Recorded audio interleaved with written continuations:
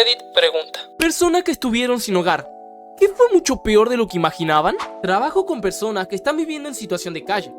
Desde mi punto de vista, lo peor es que a veces alguien solo necesita un poquito de ayuda para salir de la situación, pero el sistema ya está al tope y no tienen un sistema de apoyo.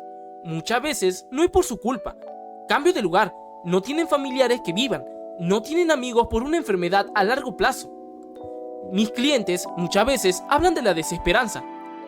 Obvio, lo que siento yo no se compara con lo que ellos sienten, pero la desesperanza también le pega a quienes ayudan. Tengo un amigo que ahorita está sin hogar y su gran problema es que tiene una enfermedad mental. O sea, le podían decir: ven, quédate conmigo aquí, junta tu acta de nacimiento, tu tarjeta de SS, tus identificaciones y el pasaporte, y luego una cuenta de banco y después una PO Box. Y él salía con cualquier excusa, historia o flojera para no hacer lo que tenía que hacer. Era como si se odiara a sí mismo y quisiera morirse o algo así. Cada día era una pelea gigante y me desgastaba. Vivió conmigo 2 años y yo le junté todas sus cosas. Se largó, se metió en sustancias y le robaron todo. Y ahora está en un refugio. Ahora tiene que empezar de cero otra vez, pero esta vez sin mi ayuda. Tiene que estar entrenado para volverse parte del sistema, y si no quieren, pues la verdad no puedes ayudarlo mucho. Si están listos para pelear y acomodar su vida, sí puedes llegar a ellos. Pero si lo que quieren es solo quejarse y odiarse, no van a mejorar. Ojalá hubiera algo en medio. La forma en que te tratan. Recuerdo que les pedí a los negocios chiquitos que limpiaran su estacionamiento para poder ganar $5 al día con un pase de autobús para ir y volver de entrevista de trabajo o buscando un trabajo. Yo intentaba juntar $10 al día, $5 para el pase diario del bus, $5 para la comida. Nunca pedí que me dieran dinero porque sí. Siempre pedía poder hacer un trabajito o un labor chiquitito para ganar lo justo y así poder aguantar otro día. La gente se ponía bien rara cuando yo le decía que intentaba ganar dinero. Siempre pensaban que yo estaba tratando de estafarlos o de manguearle. Tipo, no, nada más déjame limpiar tu estacionamiento por $5. Siempre intentaba verme y oler bien y pasar tiempo en terceros lugares, como bibliotecas o Starbucks, para buscar trabajo en mi laptop. En invierno me subía al tren ligero de noche para mantenerme caliente y luego me dormía durante el día aquí y allá. Me sorprende cuánto de mi vida estaba dedicado a sobrevivir nada más, ni hablar de lograr algún avance. Pero la gente te trataba como basura por pedir hacer algo nomás para ganar al menos de lo mínimo. Este ciclo duró 2 años. Se me hacía difícil conseguir trabajo o mantenerlo, porque la mayoría de mis noches la pasaba intentando mantenerme caliente. Al final conseguí un trabajo muy bueno y le pagaba a un tipo random que era adicto a la metanfé $30 por noche para que se quedara dormido en su Winnebago mientras él fumaba meth todo el tiempo.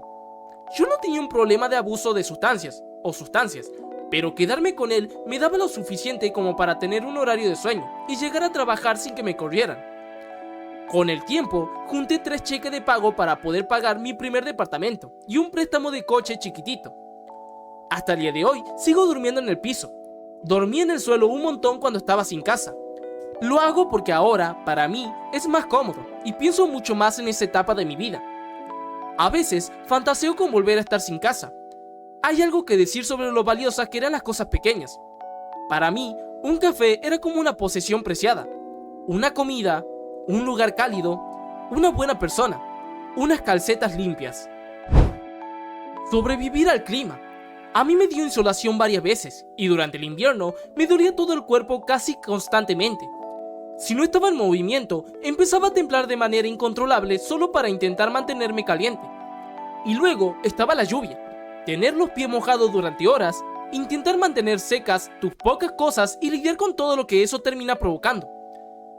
Otra cosa que nadie piensa hasta que le toca es tener cualquier tipo de problema estomacal y no contar con un lugar confiable, limpio y privado al que puedas ir. Y después está la forma en que te trata la gente, prácticamente todo el mundo. Incluso tu propia familia y tus amigos pueden empezar a verte de una manera muy diferente. Yo tengo problemas estomacales y me da diarrea bastante seguido. También he lidiado con la depresión y hay días en los que hasta salir de la cama me hace sentir difícil. No puedo imaginar tener que enfrentar a algo así mientras estás sin hogar, sin un baño cerca, sin un lugar donde descansar y quizá ni siquiera estando cerca de un refugio. Yo también estuve sin hogar durante un tiempo, pero fue en una etapa en la que estaba mucho más sano. Aún así, fue difícil. No quiero ni pensar cómo habría sido si además hubiera tenido que lidiar con problemas de salud constante. Te voy a ser honesto, para mí, la parte de la familia y los amigos es probablemente lo peor. Sé que no todo el mundo tiene la capacidad de ayudar a otra persona. Entiendo que hay gente que apenas puede mantenerse a sí misma y no puede simplemente abrir las puertas de su casa. Además, yo tampoco tengo una familia enorme ni un montón de amigos, pero aún así, no me imagino sabiendo que alguien cercano a mí está durmiendo afuera y simplemente dejando que pase. De hecho, ya he dejado que algunos amigos se quedaran en mi casa durante más de un año. No siempre ha sido fácil, pero prefiero lidiar con una situación incómoda en casa antes que saber que alguien que quiero está pasando la noche en la calle. Y sinceramente, está muchísimo mejor que mi papá. Estoy escribiendo esto desde una habitación de un motel de estancia prolongada. Mi compañero de cuarto me echó y mi papá decidió que ya no podía volver a su casa. Lo más frustrante es que ni siquiera importaba que yo tuviera la posibilidad de recuperar mi trabajo anterior. Lo que más me duele es que tampoco parece importarle que, por intentar manejar la situación a su manera, él mismo puede terminar teniendo problemas con su propio trabajo. Aún así, prefirió dejarme sin un lugar donde vivir antes que enfrentarse realmente al problema que había en casa. Mi hermano mayor es una persona bastante complicada, y en lugar de ponerle límites o decirle que cambie su comportamiento, mi papá terminó tomando la decisión que más me perjudicaba a mí. Así que ahora estoy aquí, sin un lugar al que realmente pueda llamar hogar, porque mi hermano es homófobo y yo soy una persona súper queer. Y lo más irónico es que, por lo que escuché, mi hermano sigue enojado prácticamente todo el tiempo. Así que, sinceramente, ojalá al menos pudiera estar enojado mientras yo todavía hubiera tenido un techo sobre mi cabeza. Solo estuve sin casa durante un tiempo corto, pero algo que realmente me llamó la atención fue la forma en que dejas de ser real para el resto de la gente que está a tu alrededor. Es como si simplemente decidieran no verte. Puedes estar ahí mismo, caminando entre ellos, viendo a otras personas, pero muchas actúan como si fueras invisible. Es una sensación muy extraña, porque físicamente sigues ahí, pero para los demás es como si no existieras. También puedes llegar a sentirte increíblemente expuesto. Noté que mucha gente llevaba abrigos o varias capas de ropa incluso cuando no hacía tanto frío. Después entendí por qué. Tener varias capas, estés dentro o fuera, te da aunque sea una pequeña sensación de protección contra el ambiente. También pensé que podía ser por la falta de comida, porque cuando no estás comiendo bien puedes sentir mucho más frío. O quizás simplemente era la forma más práctica de cargar tus pocas pertenencias sin tener que deshacerte de ellas. Antes solía detenerme a hablar con algunas personas sin hogar que encontraba de camino a casa. A veces llevaba un par de sándwiches extra o algunos boletos de autobús, pero muchas veces simplemente les preguntaba cómo estaban. Varias personas me decían que agradecían que no las tratara como si fueran invisibles. Claro que tampoco es agradable que alguien se quede mirándote fijamente, y si absolutamente todo el mundo se detuviera a intentar hablar contigo, eso también podría terminar siendo incómodo o incluso peligroso. Estuve sin casa unas 2 semanas en Los Ángeles, a mediados de los 2000. Mi novio y yo perdimos nuestro departamento por un problema con un compañero de vivienda. Terminamos poniendo nuestra cama en la parte trasera de mi camioneta. Encontrar lugares donde estacionarnos sin que nos diera directamente el sol, encontrar baños y resolver todas esas pequeñas cosas del día a día fue bastante difícil. Algunas veces la gente caminaba por las zonas residenciales y nos alumbraba con sus linternas cuando nos encontraba estacionados. También encontré un centro recreativo donde podías usar la piscina por $2. Al principio el personal fue bastante amable, pero con el tiempo empezaron a tratarme diferente cuando se dieron cuenta de mi situación. Yo era prácticamente la única persona que iba todos los días. Todavía tenía trabajo y, por fuera, parecía una persona completamente normal, así que probablemente no se imaginaban que estaba viviendo en mi camioneta. Y, en general, ser mujer y estar sin hogar implica tener que hacer ciertos sacrificios. Para sentirte segura, muchas veces tienes que renunciar a estar sola y permanecer cerca de otras personas. Pero estar rodeada de gente todo el tiempo también tiene sus riesgos, porque cuando tienes tan pocas pertenencias, siempre existe el miedo de que alguien intente llevarse lo poco que tienes mientras estás distraída. ¿Qué tan espeluznante puede llegar a ser la gente? Estuve en la calle desde los 15 años y aprendí bastante rápido que no podía confiar fácilmente en cualquiera, especialmente en los adultos que se acercaban ofreciendo ayuda. Ya había tenido demasiadas situaciones incómodas como para bajar la guardia. Me encontré con una cantidad impresionante de personas que pensaban que podían obtener algo de mí a cambio de dinero, o que yo les debía algo simplemente porque me habían dado comida, dinero o alguna supuesta donación. Había gente de todo tipo, pero, con diferencia, los peores eran algunos hombres con traje que habían estado tomando después del trabajo. También conocí a otros chicos de mi edad e incluso más jóvenes que ya habían llegado a aceptar esa situación como parte de su vida. Para ellos, era simplemente una forma de conseguir comida, darse una ducha o conseguir algo de dinero para sobrevivir. Y eso es realmente desgarrador, porque no es que no quisieran ayuda. El problema era que muchas veces nadie estaba dispuesto a escucharlos cuando realmente la pedían. La policía tampoco servía de mucho. A mí y a otros chicos sin hogar nos trataban como si fuéramos una pérdida de tiempo, o directamente como personas problemáticas que probablemente estaban mintiendo.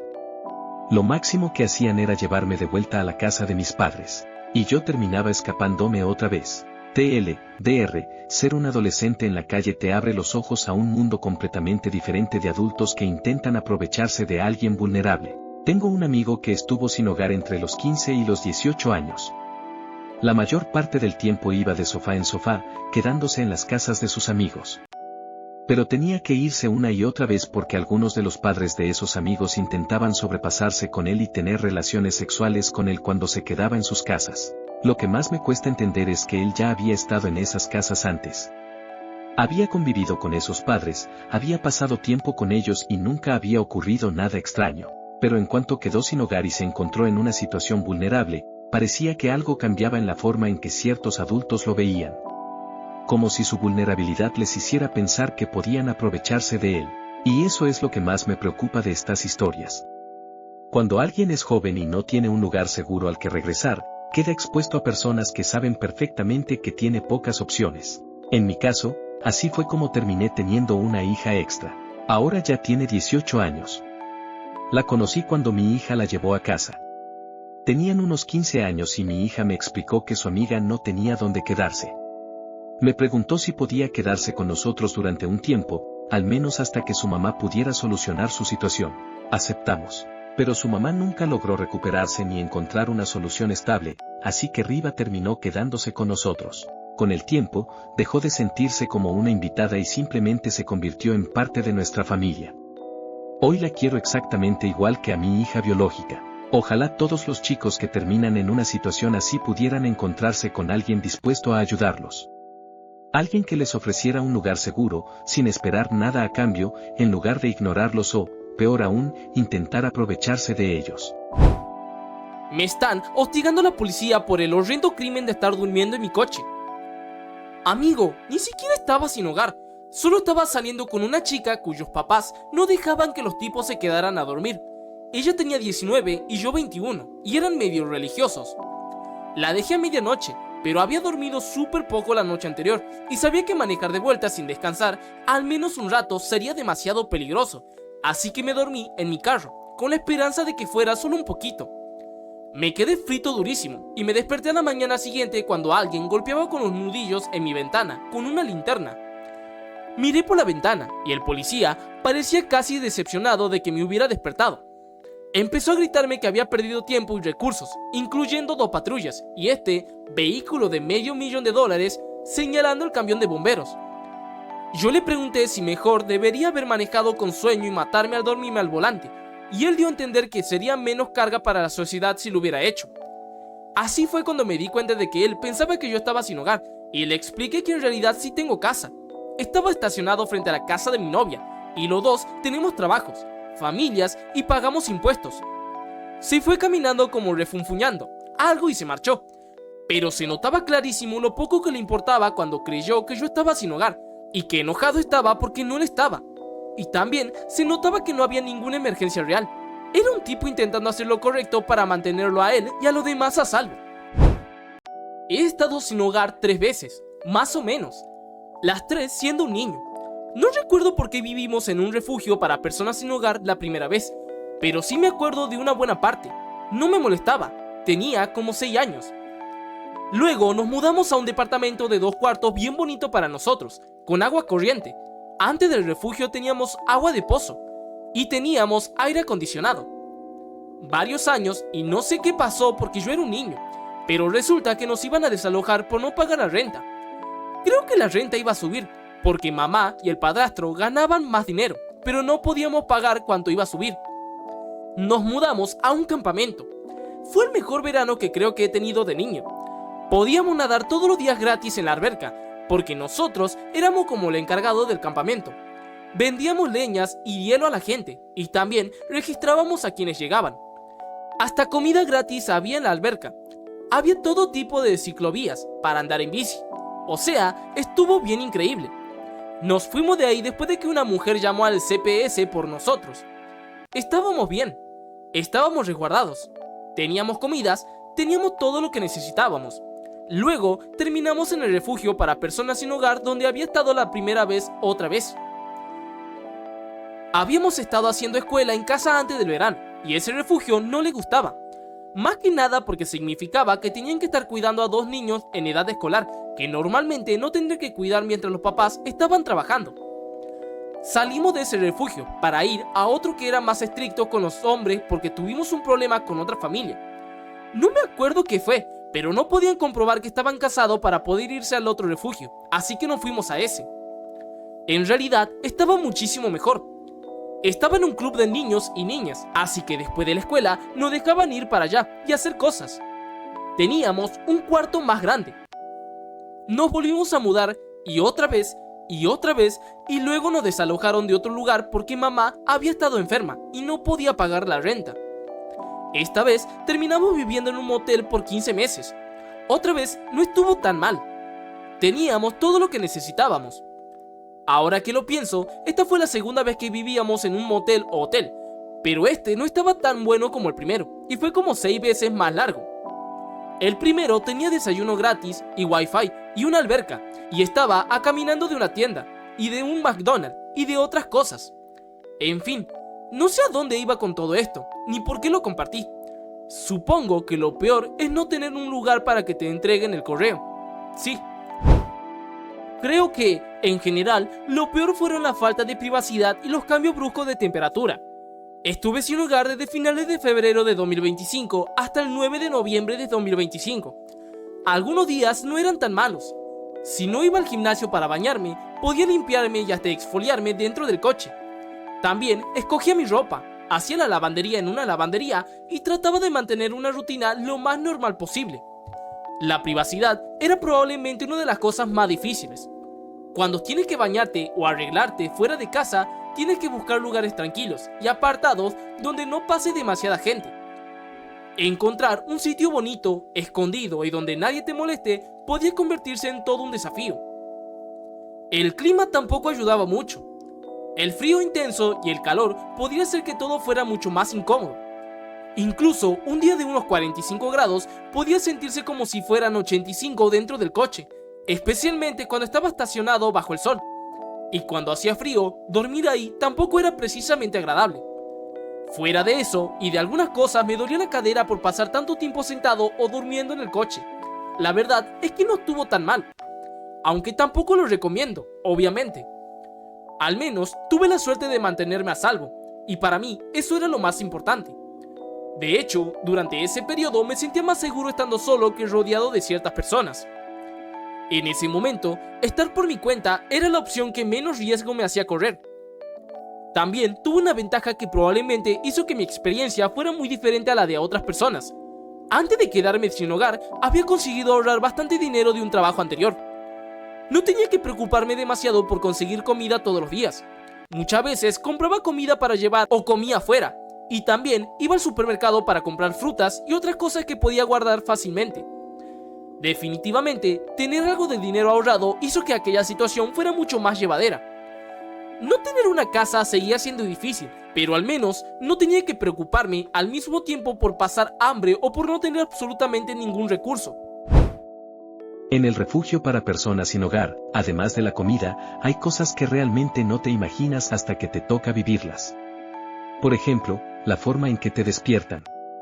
En uno de los refugios donde estuve, a las 4:30 de la mañana golpeaban la puerta del cuarto para asegurarse de que te levantaras y te fueras.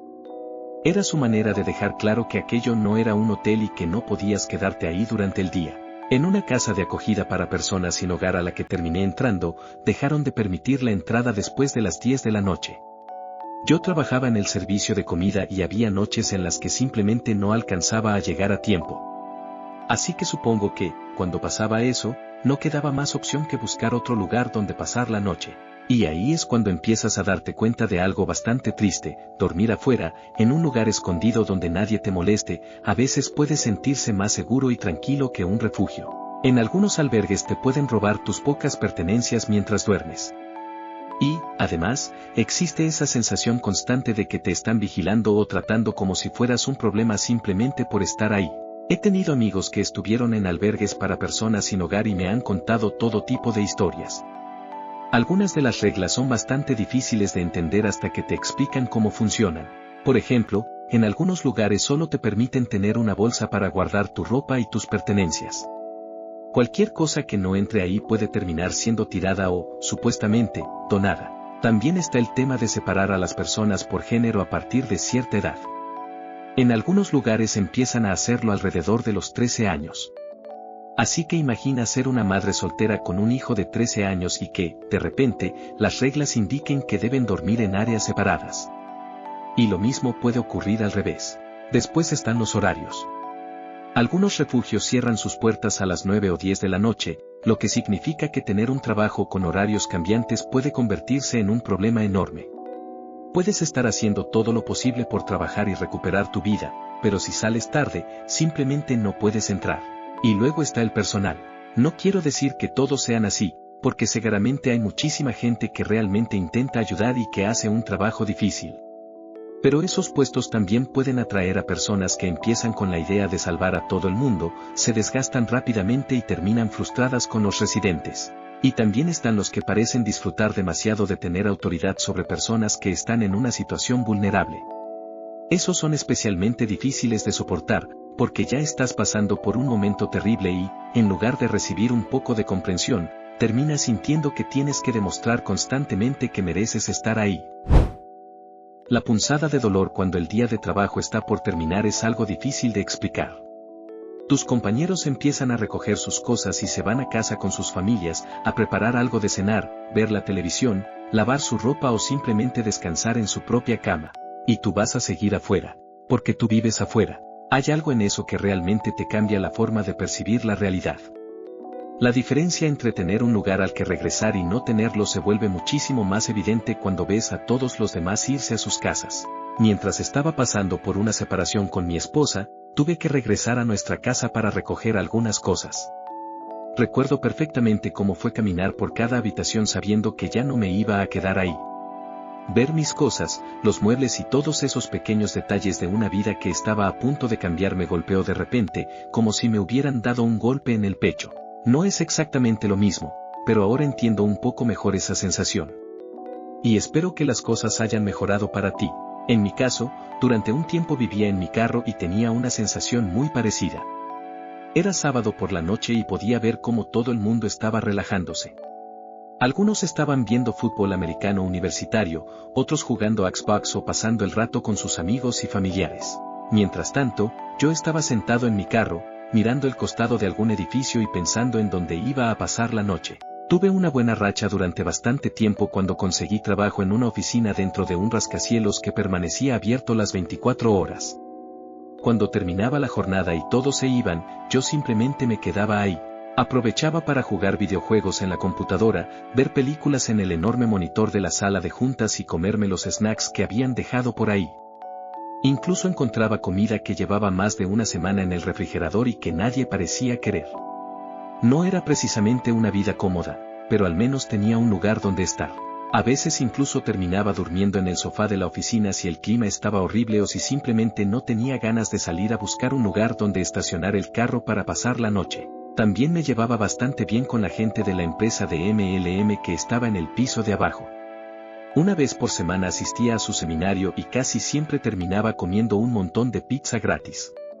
La señora que trabajaba en la cafetería también me conocía y, de vez en cuando, me ayudaba preparándome un sándwich barato. Así que prácticamente estaba en esa oficina todos los días, incluso los fines de semana. Lo más curioso es que los jefes probablemente pensaban que era uno de los trabajadores más dedicados de la empresa. Me veían ahí a todas horas y seguramente pensaban, este tipo realmente se toma muy en serio su trabajo. Si hubieran sabido la verdadera razón por la que nunca me iba, probablemente habrían visto la situación de una manera muy diferente. Estaba sin hogar con 3 hijos viviendo en un refugio. Lo peor eran las personas que manejaban el refugio. Cada vez que se me atrasaban las cuotas, la mujer cambiaba el código de la puerta. Les mandaba mensaje a todos diciendo que lo que estaba cambiando y que todos tenían que ir directo con ella para conseguirlo. Y luego me mandaba texto a mí diciendo que me estaba llamando a CPS porque mis hijos no tenían dónde vivir. Me inscribí a la escuela, le dije que iba a pagar las cuotas atrasadas y el año completo cuando llegara el cheque de mi ayuda financiera. Mi escuela era de sistema trimestral, así que con el primer cheque que recibí, ellos creían que yo empezaba en otoño, pero yo empecé en verano. Compré un carro y con el segundo puse un depósito y 4 meses de renta. Me fui en silencio y 3 días después ella me escribió pidiéndome que pagara mis cuotas. Le dije que me había mudado y que no pensaba pagarlo. 4 meses después, una amiga del refugio me escribió diciendo que había un aviso de desalojo en la puerta del refugio. Al parecer, no habían pagado la renta durante 2 años. Tenían un acuerdo durante la pandemia, pero se había vencido. Yo solo estuve ahí 1 año. Ahora soy terapeuta y voy a ser dueña de un terreno en un futuro cercano. No había lugar para dormir sin interrupciones, y por lejos fue lo más difícil, pero lo más inesperado fue la pesadilla de andar cargando con una bolsa por todos lados, como si tu vida dependiera de eso. Para mí, lo peor era la desesperanza y el odio hacia mí mismo. Dormir en la calle y andar buscando cómo conseguir dinero era difícil, pero con el tiempo te acostumbras. Te dice que ya tocaste fondo y que las cosas no pueden ponerse peor. Pero recuerdo pasar horas caminando sin rumbo, simplemente intentando matar el tiempo. Veía a la gente pasar y me preguntaba, ¿en qué momento se fue todo al carajo? ¿O por qué me está pasando esto a mí? En ese entonces tenía 16 o 17 años. Había dejado la secundaria un par de años antes y sentía que apenas estaba comenzando mi vida, pero ya la había arruinado por completo. Pensaba que nunca tendría una carrera que me gustara, una casa bonita ni una vida estable. Incluso conseguir un trabajo me parecía algo completamente fuera de mi alcance. Me sentía como si fuera una persona inútil que no tenía ningún lugar en el mundo. Y eso es algo que nadie debería sentir, mucho menos un adolescente. Al final, ¿conseguiste trabajo o un lugar donde vivir? Sí, al principio encontré un departamento gracias a una organización que ayudaba a jóvenes sin hogar. Encontrar trabajo, sin embargo, sí fue una lucha enorme. Cuando tenía 16 años, tuve un accidente bastante fuerte y me dejé la rodilla permanentemente dislocada. Como no tenía dinero para el tratamiento, pasé meses caminando con dificultad. Con el tiempo, llegó un punto en el que ni siquiera podía estar de pie durante mucho tiempo. Curiosamente, esa situación terminó convirtiéndose en un empujón importante para mí. Como físicamente no podía trabajar como necesitaba, decidí estudiar. Primero conseguí un certificado, después un diploma, y finalmente terminé obteniendo una licenciatura. Ahora tengo un trabajo estable y bien pagado, además de mi propio departamento. Ojalá hubiera podido volver atrás y decirle a esa versión de mí misma que sí, que las cosas eventualmente iban a mejorar, que aquella situación no iba a durar para siempre. Y definitivamente, otra de las partes más difíciles era algo tan básico como encontrar un lugar donde pudieras ir a bañar y cepillarte los dientes, sin tener que preocuparte por si alguien te iba a echar. Nunca se te permite estar en ningún lugar. No puedes sentarte, dormir, ir al baño y, a veces, parece que ni siquiera puedes existir tranquilamente en un espacio público sin que alguien te diga que te vayas. El aburrimiento es aplastante, pero siempre está acompañado por el miedo de que alguien te encuentre sentado en algún sitio sin tener a dónde ir. Entonces tienes que moverte a otro lugar donde probablemente tampoco deberías estar. Yo estaba trabajando, pero todos mis empleos cerraron por los incendios forestales. Mi zona no se quemó, pero no había suficientes bomberos para protegerla, así que cerraron los parques estatales, nacionales y las tierras del BLM donde trabajaba. De repente, me quedé sin trabajo y no podía pagar el alquiler. La cabaña donde se suponía que iba a quedarme también estaba cerrada. Terminé viviendo en una tienda de campaña en el desierto, rodeado de humo. Mi carpa estaba a unos 6 metros de un río, pero durante días ni siquiera podía verlo. Estaba pagando por ese lugar, así que tenía más suerte que otros, pero no había comida, electricidad ni agua potable. Si iba al pueblo a buscar trabajo o cargar el teléfono, tampoco podía quedarme mucho tiempo porque no tenía dinero para consumir en una cafetería o restaurante. Básicamente, solo tenía permitido estar en mi tienda. Por suerte, mis amigos se enteraron de mi situación y me mandaron $20 para que pudiera ir hasta donde estaban ellos.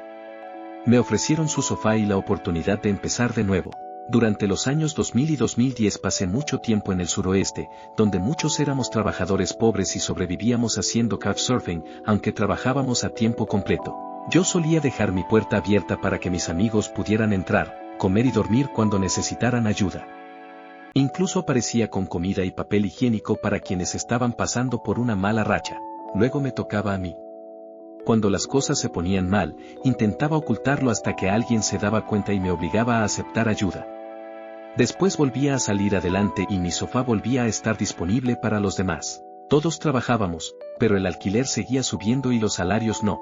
Mi truco durante una época era ahorrar todo lo posible el último mes de un contrato, subirme a un Greyhound y viajar durante un mes visitando familiares y comiendo sándwiches de mantequilla de maní y mermelada. Después buscaba una ciudad nueva donde los apartamentos ofrecieran promociones de mudanza baratas. Firmaba un contrato de 9 u 11 meses y repetía el proceso. Con el tiempo entré a la alta cocina, estudié poco a poco y finalmente fui a la escuela de masajes. Terminé trabajando durante años en spas y manejando mi propia consulta. Mi vida fue una serie de pequeños pasos: avanzar, caer, volver a levantarme y empezar otra vez. Pero nadie debería tener que vivir así. Yo quería un esposo, hijos y un hogar estable. En cambio, pasé por épocas de hambre y de no tener un lugar fijo donde vivir.